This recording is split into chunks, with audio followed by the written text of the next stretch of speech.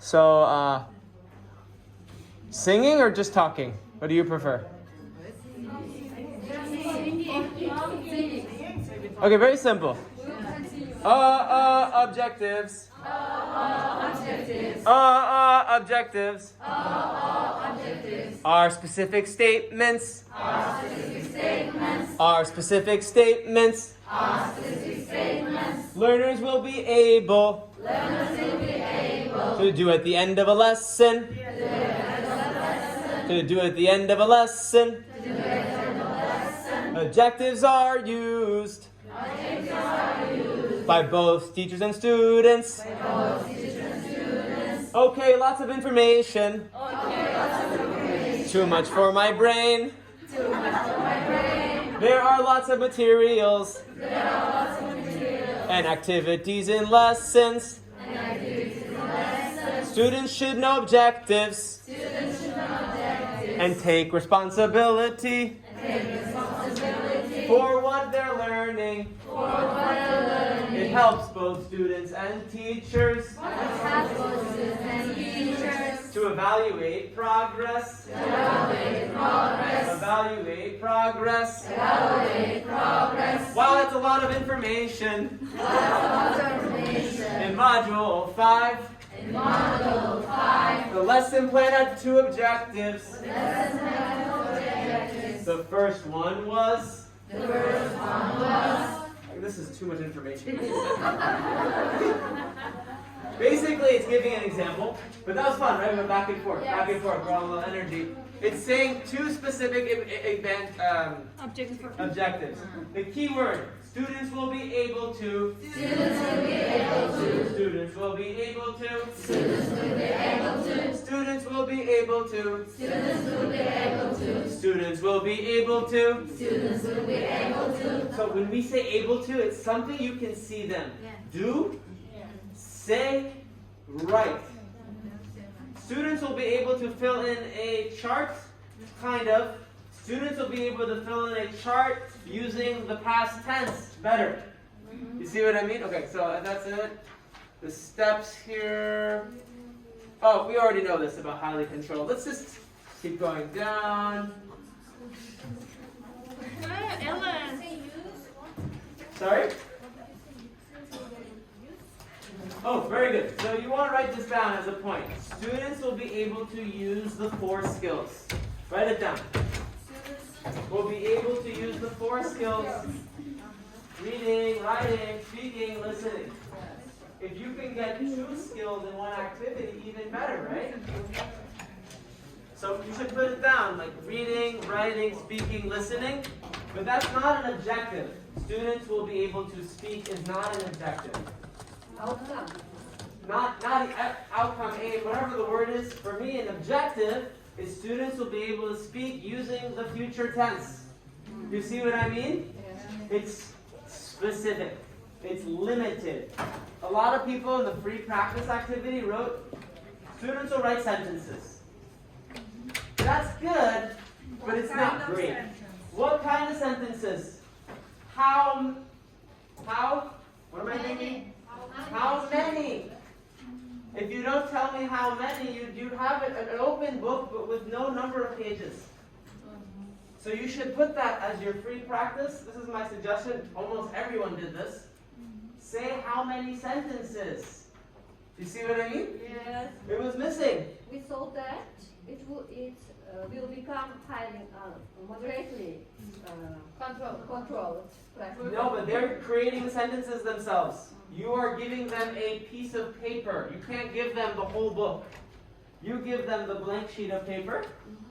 You say fill in 7 to 5, 5 to 10. I think it's important to be specific. You can still be free, but be specific, right? Yeah. I hope, is that clear, everyone? Yes. Free practice doesn't mean just make a video. Just make a role play. That's not free. That's just one activity. Free means specifically what are they doing, what are you looking for, and how many examples. It doesn't matter how long it is. I think time matters a lot. Everything matters about time. It does matter. Yeah, time Their management. own sentence also we Huh? practice, yes? Make up their own sentence is also. That's a form of free practice, but maybe you can be more specific. Make up their own sentence using the grammar structure they learned with 3 examples or 2 examples. That is free, right? They're choosing the sentence, but you're telling them. Yeah. But in our traditional lessons, we always give them this activity after we give them information. For example, we explain the rules and give them task to make up sentences. Let's induct is also the Pause. This one I think is Yes, after inductive. input. That's deductive. That's deductive. Then inductive, does someone want to think with us?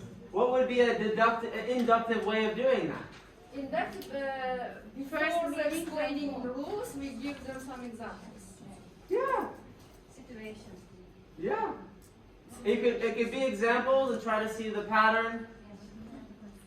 Yeah. Okay. I saw a number of people use this strategy, which I kind of liked. In your lesson plans, they said, take a sentence, mix the order of the words. That could be like a do now, you know? Write the correct order of these 3 sentences. You know, with will.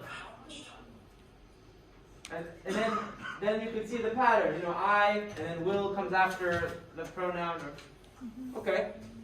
Thank you. 3 activities and 3 different lesson plans. All right, so I'm going to read this out. This is going to be very easy for our auditory learners. And I'll try to make it more alive if I can. So there's 3 activities. This is an interactive photo. Let's see. Oh, stop moving. Stop moving. Okay, good. Students click on the dots to see a description of a person. By clicking on the bottom right dot, students can read he has a green eyes and brown. Oh my God, you can't read it. All right.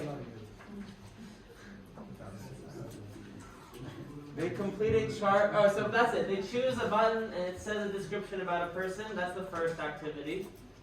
The second one, students match phrases in other pictures. In the textbook or to their I guess so. And the other one is students write a description of themselves using phrases. 3 activities from a different lesson plan. Let's go down. Let's see what they're trying to tell us with this. So, pause. So based on these 3 activities, and I'll send it to you or we'll share it again, what do you think the objective for the lesson is? So option 1, let's review it one more time, go up. Look at the 3 activities. You have it in your book too, right? Oh, good. So what do you think the objective is out of this ABC? You're going to show me in your hands. A is going to be A. B is going to be 2. C will be 3. So just show us with your hands. I gotta look too.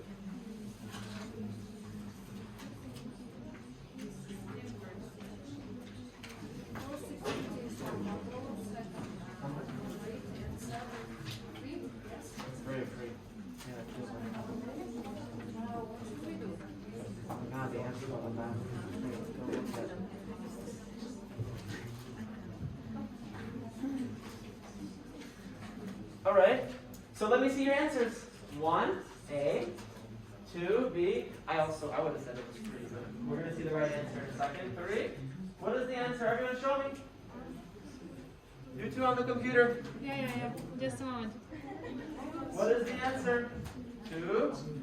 I also thought 2, 3, 1. I thought it was 3. I was wrong, but we'll see. 3.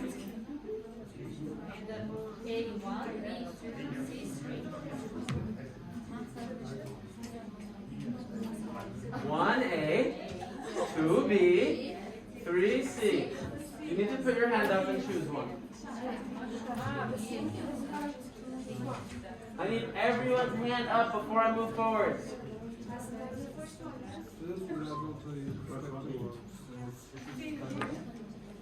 Okay.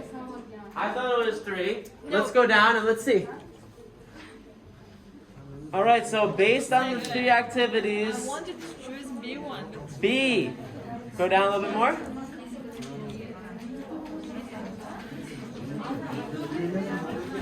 previous was the same.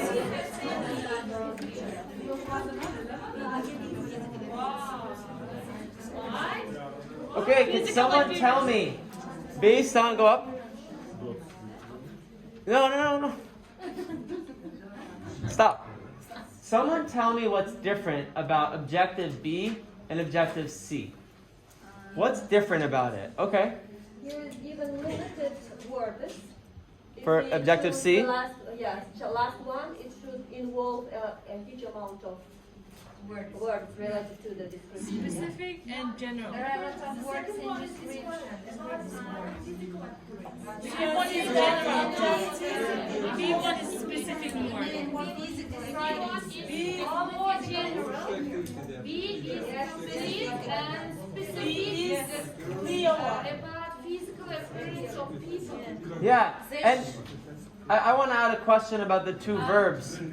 What's the difference between the two verbs? One, what does the letter C have as a verb? Describe, and how about that?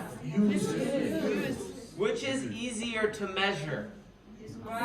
Describe. They're all adjectives, right? Description. Those are easy to see. Use is a little bit more general. All right. I mean, I kind of chose C, but I think I could see why B is better. All right, let's see, keep seeing more. Okay, so What's more? SMART goals are Specific, measurable, attainable, attainable, relevant, time-bound. time-bound. Aims. So I'll just start backwards because I don't like to start in order. Alicia said, oh, this time doesn't matter for free practice. Time matters for everything. Yeah. Everything, and it's a good point. You were saying, does time matter or not? Time is important. So everything you do should have a time limit. The next one, relevant. What does that mean, relevant? Appropriate. Yeah. Important, connected to their lives. Relevant to the point. Some people had some really nice lessons where they were saying about using the conditional to talk about something that is their next summer plans or something. Or something like that. Like it's connected. Attainable, what's that mean? Achievable. Easy to achieve. Yeah, Not so pick one. exactly. And what else? Measurable, what's that? Measurable.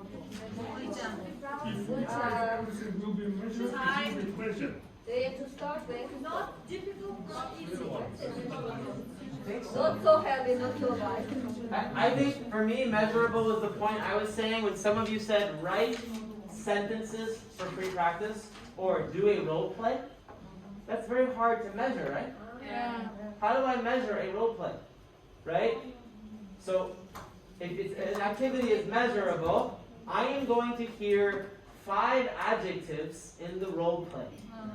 That is measurable. I can count. You see what the difference? Using, for example, learned vocabulary or structure. I'm going to hear 3 of the vocabulary words in that discussion. That is measurable, yeah. It's also how long it takes to teach one topic. It's measurable. I think so. Yes, how long it takes, for example, 5-10 minutes or more. Yeah, that to me is related more to time, but I see what you're saying. Measurable is more about, I think, how are you assessing their learning? Like, you know, if you go to buy milk, or I don't know, you go to buy sugar, and you pay, I don't know, a certain amount, and they give you very little. You'll be angry, no? So if you want the amount you paid for, the students are coming, and they're coming for these 10 words they're going to learn. So, you see my point? Yes. And you should be clear on what you're measuring before you even start. I think that's good. We can go down. Yeah, go ahead. Are the objects and smart objects is the same thing? No, I think they're different. What is the difference? I think that objectives are more general and SMART are more specific. There's actually something another teacher was going to send me. Oh, I don't know if she sent it to me, but let's see if she sent me something. 1 second.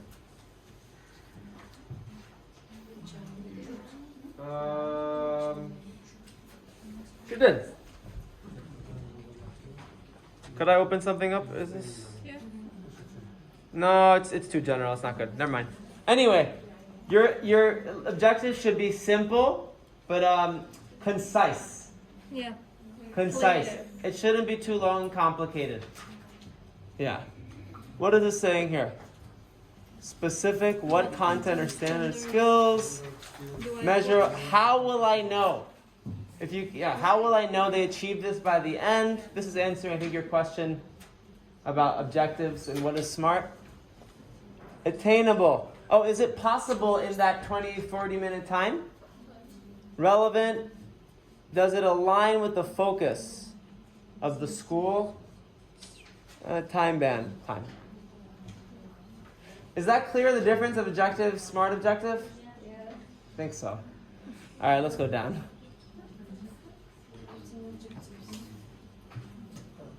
Oh, man. Knowledge, action word. You want to use students to accomplish.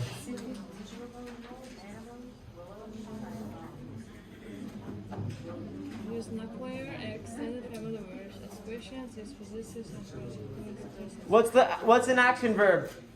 Action word, verbs. Yeah, Erbil's got something for us. Action verbs means movement. Okay. Which describes movement. Perfect. So I think that Independent verbs.